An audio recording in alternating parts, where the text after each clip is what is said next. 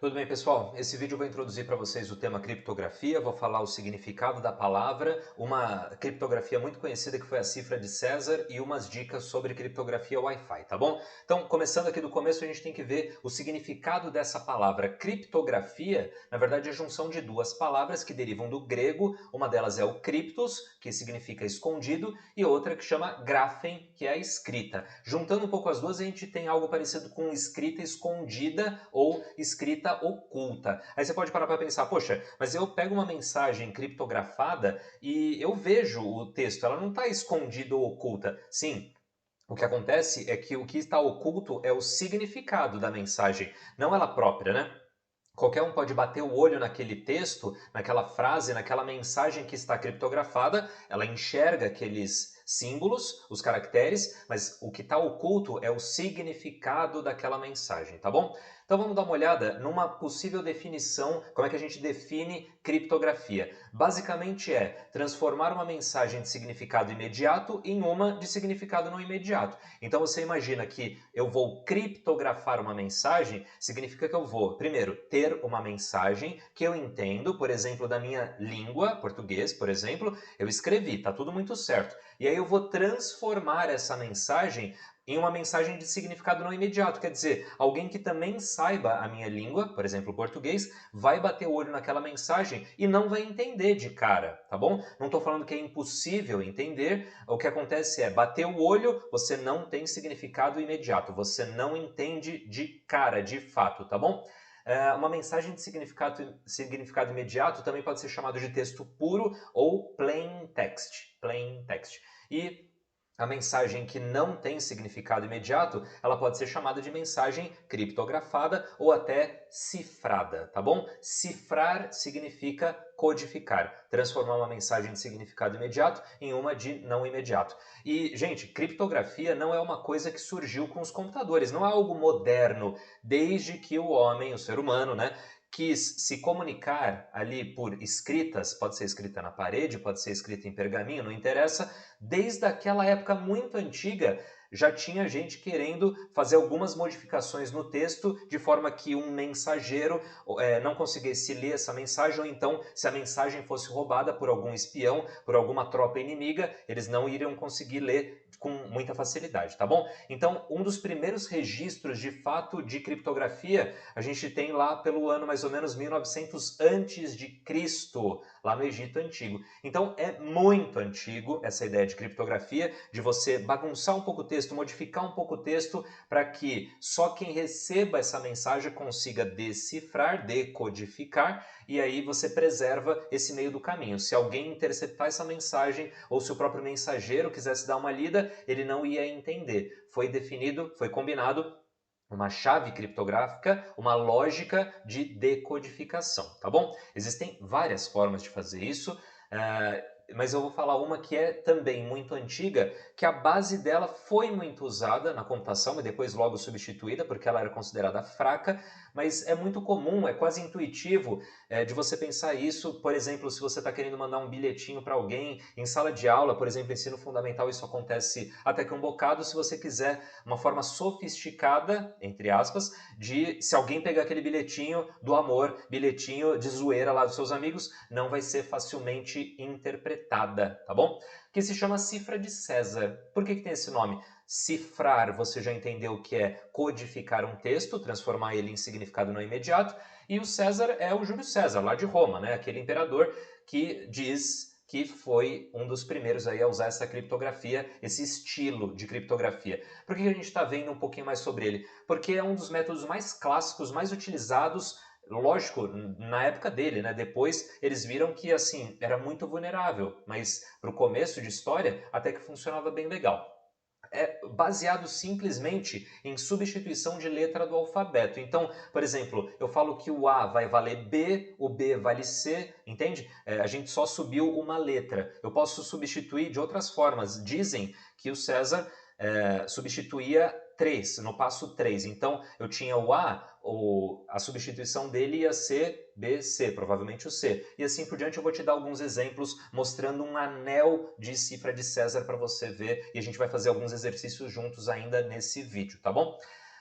Como eu já tinha falado, cifrar é o processo de conversão de um texto claro, esse é o termo teórico, né, o termo técnico de um texto que não foi criptografado, texto claro ou plain text, para um código cifrado, tá bom? Então dá uma olhada aqui nessa imagem, a gente tem aqui uma representação de um anel de decodificação da cifra de César. Não necessariamente na época dele existia esse anel, eles falavam que geralmente ele só usava um perfil, um padrão de trocar letras, mas o fato é, se eu defino a lógica aqui, dá uma olhada, no centro você tem as letras da mensagem que não está codificada, tá? Você escreveu a mensagem, você vai alterar alguma letra daqui do centro para sua conversão do anel de fora, o anel externo. Está configurado o anel externo desse jeito, tá bom? O anel interno permanece desse jeito, ele é fixo, e quem pode mudar é o anel de fora. É claro que se você alterar aqui, se você girar um pouco esse anel externo,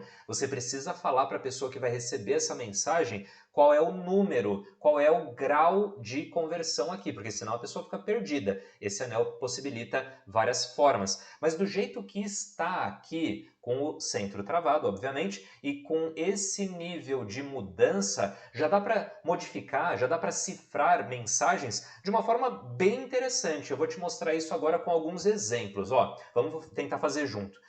Eu quero cifrar a palavra amor, tá bom? Você repara que eu escolhi uma palavra que não tem nenhuma letra que se repete, então só tenho um A, um M e assim por diante. Isso dificulta um pouco para alguém que vai tentar quebrar a minha cifra, né, o meu código, mas não é nada difícil, porque uma vez que a pessoa entende qual é a lógica daquela criptografia, esse é o calcanhar de Aquiles de qualquer criptografia. Se alguém sabe a chave de criptografia, chave criptográfica, o algoritmo de criptografia, problema resolvido. Aí depois é só usar essa lógica. Então, olha só, como é que funciona? Lembra que eu falei que essa palavra está em português, ela está texto puro, certo? Então, o anel aqui do meio é o anel do texto puro e o de fora é o que eu quero mudar. Então, como é que fica aqui? O A nesse padrão de criptografia vai virar o quê? Olha o A aqui, ele virou Z, tá bom?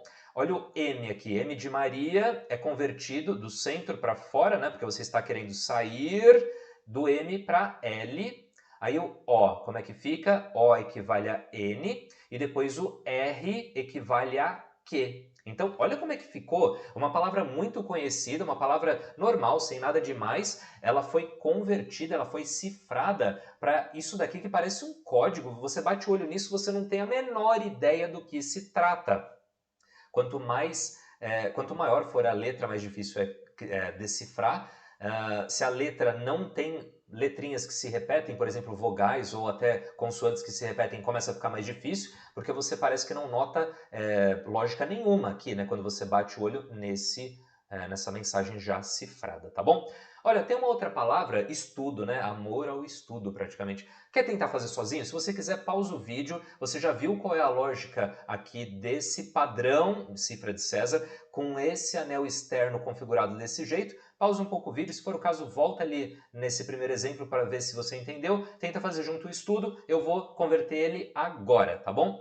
Então, olha só, eu venho de dentro para fora, porque eu estou cifrando. Então, vem aqui o E de elefante, eu converto para D de dado. Legal. Depois vem o S, eu converto para R. Depois vem o T de tatu, eu converto para S. Aí vem o U, eu converto para T. Depois D de dado, eu converto para C. Depois O, eu converto para N. De novo, foi uma palavra que eu escolhi que não tem letras que se repetem. Olha como é que ficou o nosso código, né? A nossa palavra cifrada. Muito difícil de entender se por um acaso você não sabe, se você sabe qual é o padrão ali. Se você até sabe que foi cifrado na cifra de César, você tentaria todas as combinações. Daria um trabalho, mas é uma palavra só. Você faria vários testes para uma palavra e depois você codifica ou decodifica a mensagem inteira, né? Mas você repara que assim, só foi uma mudança de uma casa, só uma letrinha aqui que está desbalanceada, vamos dizer assim, né? O B equivale a A, o C equivale a B, o D equivale a C, e assim por diante, não é nada demais, e você já consegue transformar um texto, quem sabe para um crush, ou então para um brother seu na escola, passar cola, não faça isso, mas se alguém pegar aquele textinho, não vai entender de cara, né? Você precisa ter depois a chave criptográfica. Vamos fazer o processo contrário agora. A gente vai decifrar uma mensagem. Eu pego aqui uma palavra que foi já codificada, né? Ela já foi cifrada, a gente vai decifrar, a gente vai fazer o processo contrário. Como veio de fora para dentro, como veio algo cifrado e a gente quer decodificar, a gente vai usar esse anel agora de fora, tá bom? Porque ele veio de fora, uma mensagem esquisita, você vai converter para o seu padrão. Então como é que fica aqui? Cadê o Z? Tá aqui, o Z aqui maior, né, no anel externo, eu mudo para A. Legal.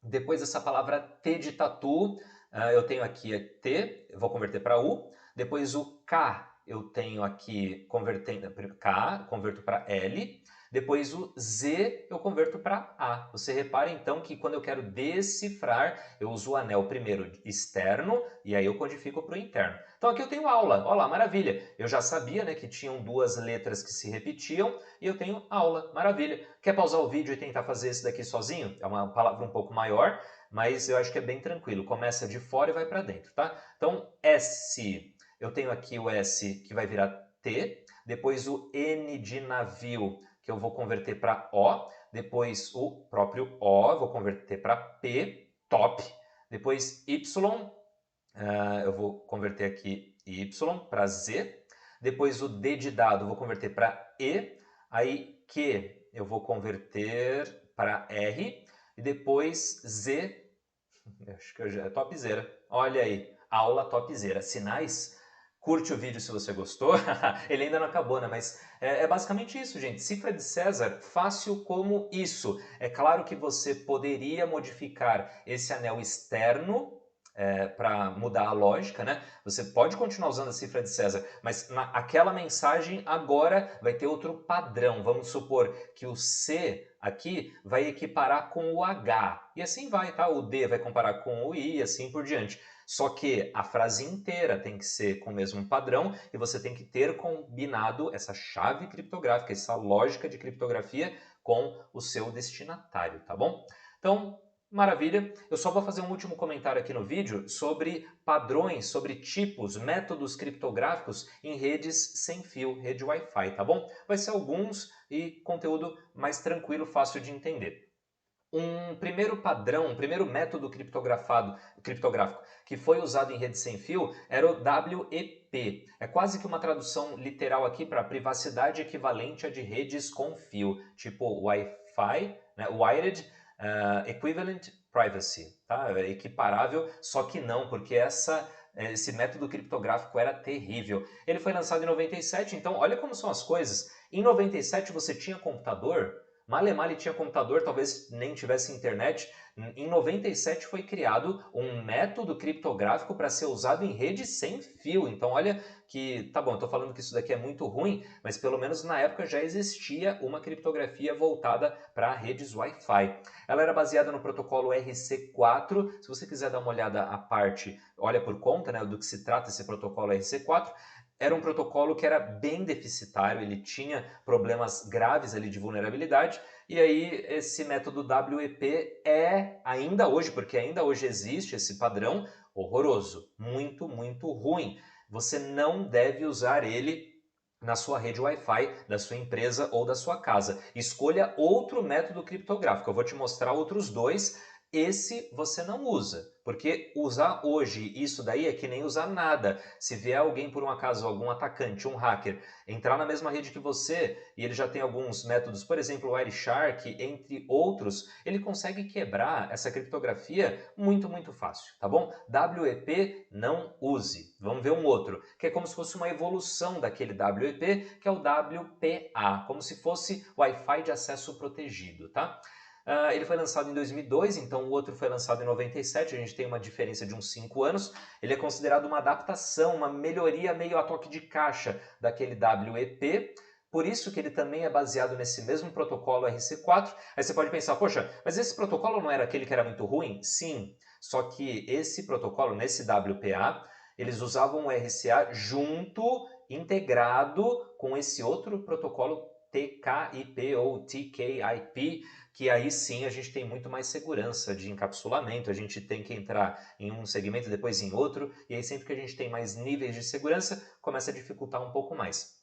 WPA corrigiu grande parte das vulnerabilidades daquele WEP, mas ele hoje é considerado algo ruim, ultrapassado. Não é recomendado você usar WPA na sua rede Wi-Fi, no seu roteador, tá bom? Por quê? O que é recomendado hoje? A evolução desse WPA, que é o WPA 2, tá bom? De novo, é o Wi-Fi de acesso protegido, só que é o nível 2, é a segunda geração, vamos dizer assim.